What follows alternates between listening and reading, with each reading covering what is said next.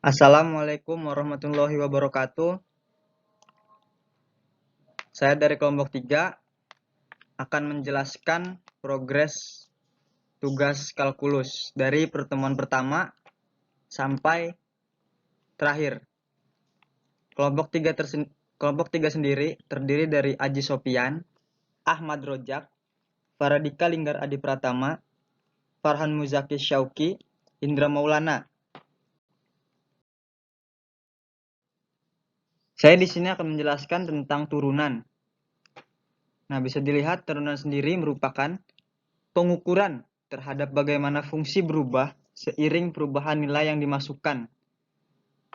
Namun secara umum bisa disebut turunan menunjukkan bagaimana suatu besaran berubah akibat perubahan besaran lainnya. Dan turunan memiliki rumus sebagai berikut. Macam-macam turunan. Turunan sendiri dibagi menjadi 3, yaitu turunan fungsi, turunan aturan, dan turunan trigonometri. Penerapan turunan sendiri dapat diterapkan untuk menghitung gradien dari garis singgung suatu kurva, dapat digunakan untuk menentukan interval di mana suatu fungsi naik atau turun. Dapat juga diterapkan untuk menentukan nilai stasioner suatu fungsi. Dan dapat diterapkan dalam menyelesaikan permasalahan yang berkaitan dengan persamaan gerak. Atau juga dapat digunakan untuk menyelesaikan permasalahan maksimum dan minimum. Rumus turunan. Nah, bisa kita lihat. Oke, next. Contoh soal dari turunan. Nah, di sini kita memiliki soal, tentukan turunan dari fungsi berikut. F, X sama dengan 3X tambah 2 dikali 2X kuadrat dikurangi 1. Nah, kita juga memiliki pembahasannya, bisa dilihat. Selanjutnya, kita beralih ke integral. Integral secara sederhana dapat disebut sebagai inverse atau kebalikan dari operasi turunan. Integral juga dapat dibedakan menjadi 2, yaitu integral tertentu dan integral tentu. Nah, tapi di sini tidak tertulis ya, yaitu ada satu lagi, nanti kita akan bahas di bawah.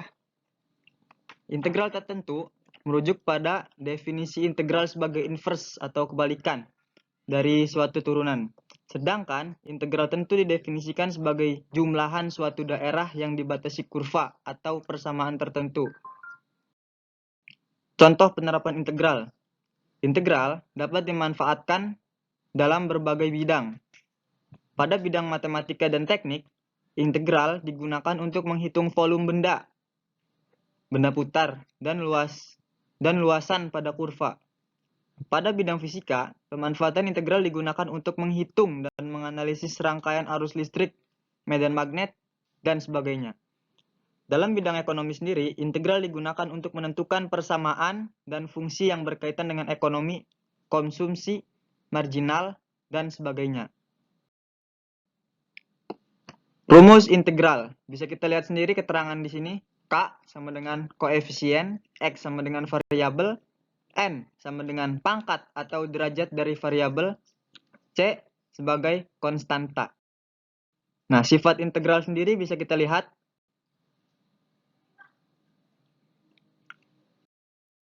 Macam-macam integral. Nah, integral dibedakan menjadi 3, integral tertentu, integral tentu, dan integral substitusi. Nah, yang kita bahas tadi di atas ada tambahan ya, yaitu integral substitusi. Integral tertentu merupakan suatu kebalikan dari turunan. Kita juga dapat menyebutnya sebagai antiturunan atau antiderivatif. Integral tertentu dari suatu fungsi menghasilkan fungsi baru yang belum memiliki nilai yang tentu karena masih terdapat variabel dalam fungsi baru tersebut. Bentuk umum dari integral sendiri bisa kita lihat di bawah.